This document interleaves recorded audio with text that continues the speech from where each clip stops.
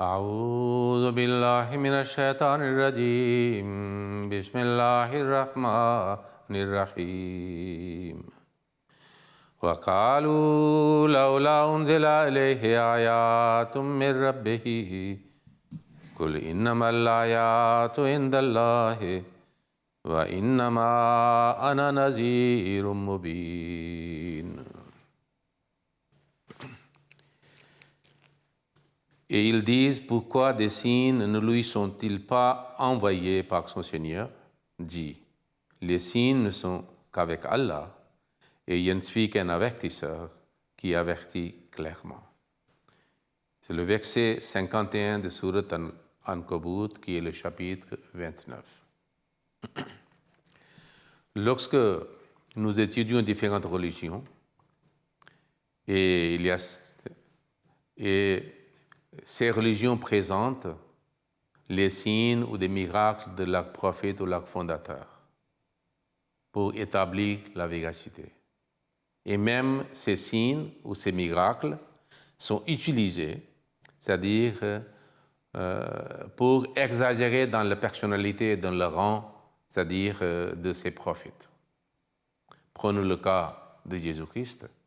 Jésus-Christ était un être humain, fils de Marie, et il avait certainement, comme les autres prophètes, montré des signes, on peut dire miracles, mais certains signes ou miracles sont attribués à Jésus-Christ et sont expliqués de telle façon, c'est-à-dire par lequel il voulait prouver et établir que Jésus-Christ n'était pas un être humain, mais il était un être au-dessus des êtres humains. Et ainsi, il attribue divinité à Jésus-Christ, Fils de Dieu ou Dieu lui-même. C'est pour cela que certains attribuent des miracles à Moïse alayhi salam. Pas seulement les Juifs ou les chrétiens, mais les musulmans aussi, c'est-à-dire pensent de même façon. Une fois, le Messie premier dit que les musulmans croient concernant le Jésus-Christ, c'est-à-dire les signes et les miracles qu'il a montrés, la même chose que les chrétiens croient, mais seulement par leur bouche, ils ne disent pas qu'il est fils de Dieu ou Dieu. Mais les chrétiens prouvent, établir par ces signes, qu'il n'était pas seulement un messager de Dieu, mais il était fils de Dieu, faisait partie de la divinité ou Dieu lui-même. Alors les hindous aussi attribuent des miracles et des signes extraordinaires, hors du commun, c'est-à-dire, ou même hors de la loi de la nature, c'est-à-dire il attribue à la Rishi, Krishna, Ramchandra et les autres. Donc, c'est-à-dire un moment arrive, par explication des signes, présentation des signes, il pense qu'il n'était pas être humain, il était les divinités. Et alors, c'est le début de l'idolâtrie. Lorsque nous voyons le saint prophète sallallahu alayhi wa sallam, sa vie, nous trouvons des signes ou des miracles plus vastes, plus clairs, plus évidents que les chrétiens attribuent à Jésus-Christ. Mais malgré cela, les musulmans n'attribuent pas la divinité à Jésus, au saint prophète sallallahu alayhi wa sallam. Et le saint prophète sallallahu alayhi wa sallam lui-même, c'est-à-dire lorsqu'il a montré ces signes, on peut dire ces miracles, c'est-à-dire il restait toujours un serviteur d'Allah. C'est Allah unique, qui est la base et la force derrière ces signes et ces miracles. Pourquoi c'est ça? Cela seulement montre que derrière le saint prophète, il y avait un autre être tout-puissant, omniprésent, omniscient, qui se manifeste en saint prophète sallallahu alayhi wa sallam. Et des fois, ses actes, ses paroles ont une force derrière. C'est-à-dire, lui, c'est Allah. C'est Allah qui fait faire, c'est Allah qui fait parler. Donc, acte de Dieu est manifesté à travers, c'est-à-dire le saint prophète. Le même était le cas pour tous les prophètes. Donc, nous allons voir que certains signes, c'est-à-dire la même catégorie que Jésus-Christ, les chrétiens attribuent à Jésus-Christ, mais c'est très rare, un événement, deux événements, trois événements. Mais ils font exagération, Mais nous voyons la vie de Saint-Prophète sallallahu alayhi wa sallam. Donc le sujet d'aujourd'hui est le signe de miracle montré par le Saint-Prophète sallallahu alayhi wa sallam. Par exemple, il dit qu'il a guéri les malades. Okay? Nous trouvons, ça dit quelque chose. Le Saint-Prophète sallallahu alayhi wa sallam, lors de son hijrat, migration de la Mecque à Médine, avec son fidèle compagnon Hadrat Abu Bakr Siddiq radhiyallahu ta'ala anhu, c'était aussi un signe que devant les gens, ils sont sortis. Ils n'ont pas été aperçus par les gens. Comme Allah a, c'est-à-dire, fait les Mecquois aveugles. Mais quand ils sont sortis, c'est-à-dire lors de leur voyage, c'est-à-dire il y avait une grotte dans laquelle ils ont trouvé le refuge pour faire, c'est-à-dire un repos quelconque. Alors le Saint-Prophète, Abu Bakr Siddiq est entré, il a préparé la grotte, et puis le Saint-Prophète est aussi entré dedans. Maintenant, vous voyez, les Mecquois ont, c'est-à-dire, pris le service, c'est-à-dire d'un guide qui savait le chemin. Alors, il est allé jusqu'à l'ouverture, entrée de cette grotte. Et ce guide a dit que Mohammed est ici ou il est monté au ciel. Il n'est pas allé ailleurs après. Et ce que les gens parlaient hors de cette grotte, Hadrat Abu Bakr et le Saint-Prophète sallallahu alayhi wa sallam écoutaient. Et Abu Bakr avait, c'est-à-dire, souci pour le Saint-Prophète sallallahu alayhi wa sallam. Ce n'est pas souci de lui-même. Alors, Allah a fait un autre signe qui a fait changer, c'est-à-dire l'opinion des Mecquois. Parce que quand le guide a dit qu'il est ici ou il est monté au ciel, les autres qui étaient avec ce guide, ils ont dit que vous êtes malade, ça ne va pas la tête. Vous voyez sur l'ouverture c'est-à-dire de cette grotte, il y a, c'est-à-dire une toile d'araignée.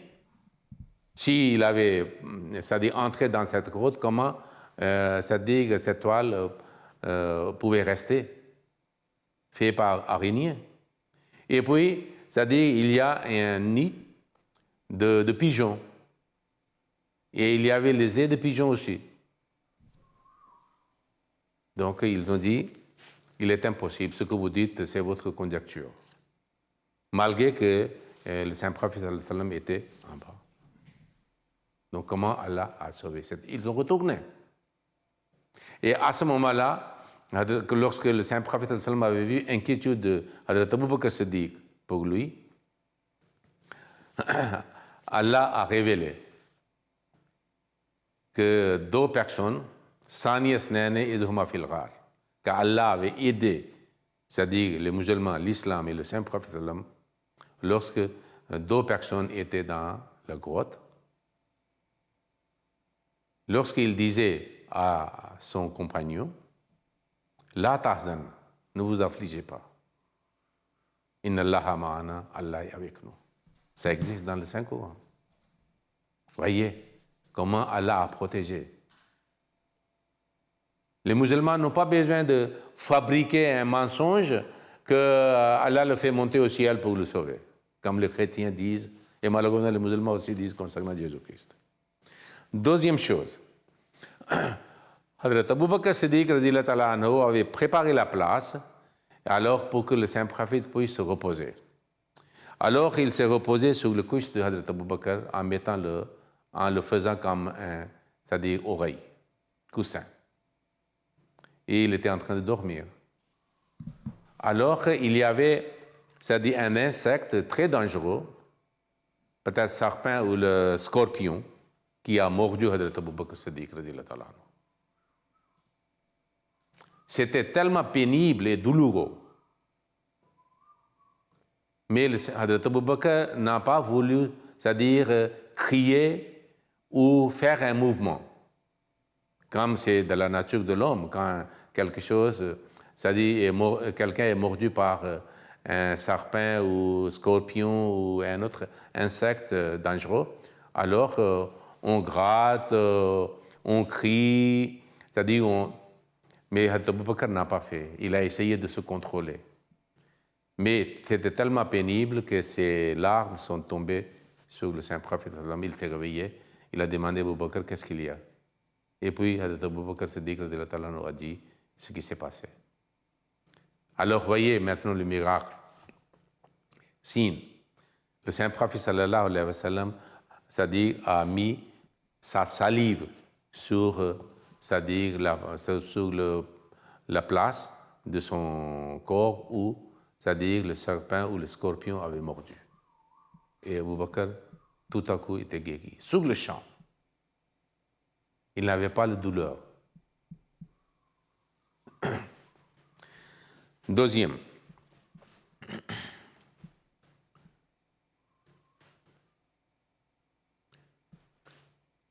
Les Mecquois avaient fixé un prix pour celui qui amène, c'est-à-dire viva ou mort, Muhammad sallallahu alayhi wa sallam. Alors, un des Mecquois, qui était un grand cavalier, courageux, Suraka bin Malik, il est sorti de la Mecque sur le même chemin que le saint prophète sallallahu alayhi wa sallam avait choisi.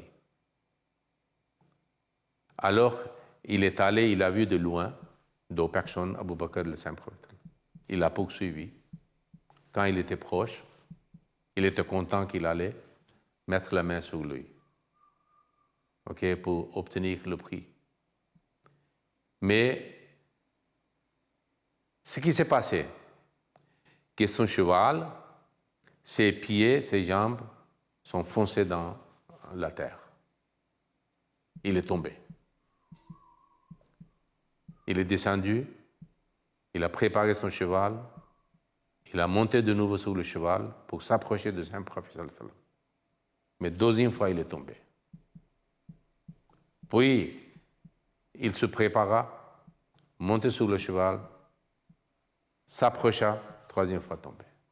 Maintenant, Suraka a compris qu'il y a quelque chose d'extraordinaire lié avec le prophète Mohammed sallallahu alayhi wa sallam. Il a appelé à la distance que je ne vous ferai aucun mal. Écoutez-moi. Voyez? Et puis il est allé, il a expliqué ce qu'il a senti, quelle était son intention. Mais il a dit que je ne ferai pas un mal quelconque. Alors le saint prophète sallallahu alayhi wa sallam a dit OK. Mais nous vous demandons de ne pas révéler notre présence ou notre chemin à quelqu'un d'autre. Il a fait la promesse. Mais à ce moment-là, Suraka a senti quelque chose, que cet homme est extraordinaire, il y a un soutien de tout puissant derrière lui. Il a senti que désormais, le futur est brillant de Muhammad. Donc il a dit, s'il vous plaît, je fais cette faveur, mais écrivez-moi des mots comme une assurance. Parce que le saint prophète sallallahu alayhi wa sallam avait dit, Suraka, quel sera votre état lorsque le bracelet de l'empereur perse sera accordé à vous. Vous serez orné par le bracelet de l'empereur perse. Il était étonné. Et il a déjà eu l'expérience comment il a échoué dans son dessein pour arrêter le saint prophète sallallahu alayhi wa sallam. Donc, il a dit d'écrivez-moi une protection. Et le saint prophète sallallahu alayhi wa sallam a dit à Abu Bakr d'écrire. Il a gardé jusqu'à la victoire de la Mecque. Voilà combien de signes ici. Et plus tard, ça signifie que Suraka va vivre jusqu'à ce moment, la victoire des musulmans contre les Perses, l'empire perse. Et l'empire perse tombera dans les mains des musulmans. Alors le saint prophète sallallahu alayhi wa sallam est décédé. Mais Suraka a accepté l'islam à la victoire de la Mecque. Et quand les musulmans ont voulu le tuer, ou c'est-à-dire se venger, parce que c'était lui qui voulait arrêter le saint prophète, il a montré, c'est-à-dire ce papier que le saint prophète avait dicté à Abu Bakr. Il a accepté l'islam. Puis Abu Bakr est devenu calife, puis Hazrat Omar est devenu calife. Durant les khilafat de Hazrat Omar, c'est-à-dire l'empire perse est tombé dans les mains des musulmans.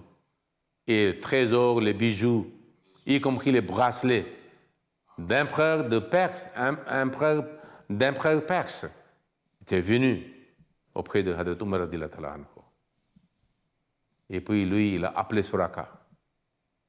Il a dit, c'est-à-dire que je vous donne, vous serez orné par le bracelet pour accomplir à la lettre la prophétie du Saint-Prophète. Voyez? Maintenant, un autre événement. Dans la bataille de Uhud.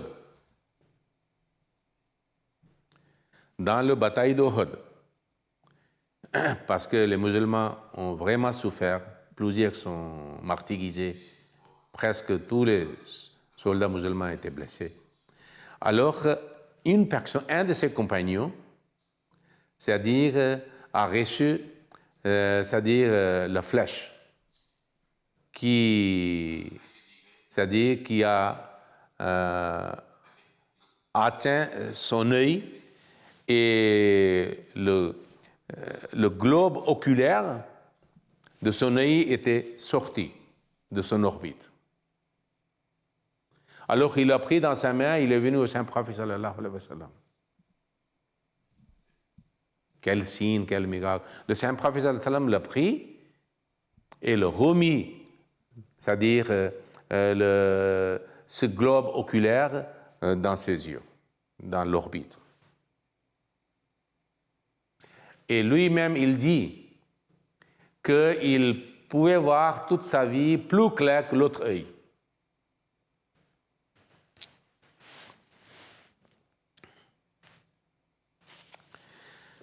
Un autre événement. Un des compagnons du Saint-Prophète sallallahu alayhi wa sallam a été envoyé, c'est-à-dire à une expédition pour quelque chose de particulier à accomplir. Il est allé là-bas, il a accompli sa mission. Mais en descendant, durant, c'est-à-dire cette action, il est tombé d'escalier et ses jambes, près du pied, est cassées. C'était très pénible parce que l'os était cassé. D'une manière ou l'autre, avec difficulté, il a pu arriver jusqu'à le Saint-Prophète. Il a expliqué et il a présenté ce qui s'est passé. Alors le Saint-Prophète sallallahu alayhi wa sallam a mis sa main à cette partie de, c'est-à-dire sa jambe, et aussitôt était guéri. Et puis, il a commencé à marcher normalement.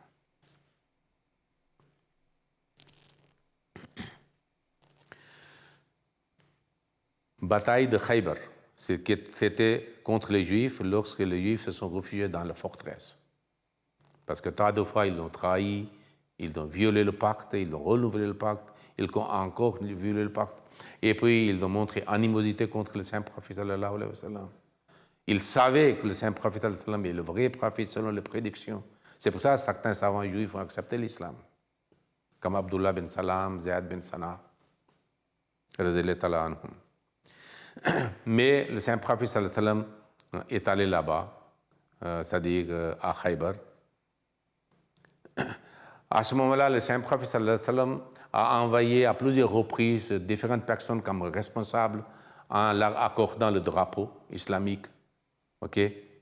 Mais ils n'ont pas pu réussir à conquérir ou remporter la victoire. Un jour, le Saint-Prophète sallallahu alayhi wa sallam dit que demain, je donnerai le drapeau à celui qui remportera la victoire.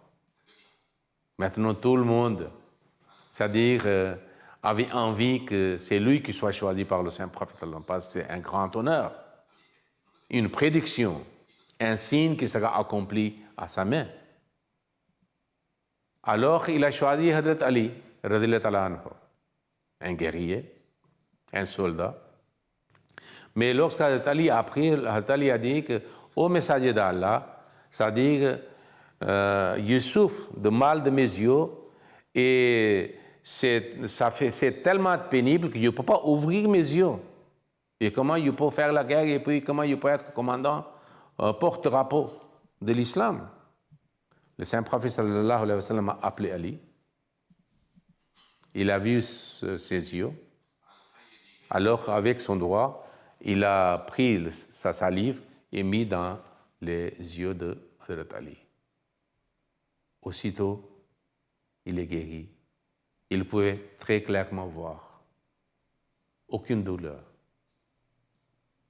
Voilà le signe de guérison.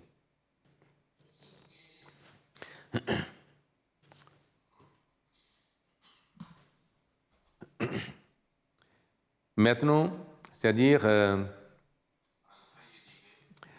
pour la guérison, je vous présente un événement de compagnons du Saint-Prophète sallallahu alayhi wa sallam. Un groupe de ces compagnons est sorti, ok, pour leur propre, c'est-à-dire affaire ou une expédition quelconque. Ils ont trouvé, il y avait une tribu qui avait installé et fait le camping. Alors ils ont allé, comme c'était la tradition arabe, et eux, ils étaient des voyageurs, donc ils ont dit que si vous pouvez nous accueillir, ils ont exigé, demandé hospitalité, qui était le droit selon le coutume arabe, la tradition arabe. Mais les gens de cette tribu, c'est-à-dire, étaient réticents, et alors ils ont refusé d'offrir une hospitalité quelconque. Alors les musulmans ont fait le camping à la distance. Mais après quelque temps, quelqu'un est venu pour parler aux musulmans. Ils ont dit que notre chef a été mordu par scorpion ou par le serpent, et nous pensons que vous pouvez faire quelque chose pour guérir, pour soigner. Alors ils ont allé avec eux. Le compagnon qui a fait, c'est-à-dire cette chose, il a récité une prière quelconque et il a insufflé sur, c'est-à-dire la blessure, et leur chef était guéri. Alors ils ont donné le mouton comme cadeau. Alors au retour, ils ont raconté au Saint-Prophète sallallahu alayhi wa sallam ce qui s'est passé. Et le Saint-Prophète sallallahu alayhi wa sallam a dit, qu'est-ce que vous aviez fait? Il a dit, peut-être c'était le nouveau musulman, il avait mémorisé seulement le surat Fatiha. Alors il dit qu'il a récité le surat Fatiha, il a insufflé sur lui, c'est-à-dire, et puis a été guéri. Le Saint-Prophète sallallahu alayhi wa sallam a dit qu'un des noms de surat Fatiha, c'est guérison. C'est Ruqya aussi, par lequel on peut, c'est-à-dire obtenir la guérison, par la bénédiction d'Allah. Voyez, le compagnon du Saint-Prophète sallallahu alayhi wa sallam a montré ce signe. Que seulement avec la prière, ok, invocation de surat Fatiha sur lui, c'est-à-dire la personne qui est mordue par le serpent, peut-être qui allait mourir, a été guérie. Il a retrouvé sa santé normale.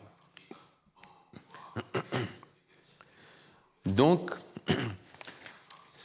mais nous ne considérons jamais le Saint-Prophète sallallahu alayhi wa sallam comme quelqu'un qui faisait partie de divinité ou il est fils de Dieu. Lui-même, il a dit, Innama ana basharun mislukum, je suis un être humain comme vous.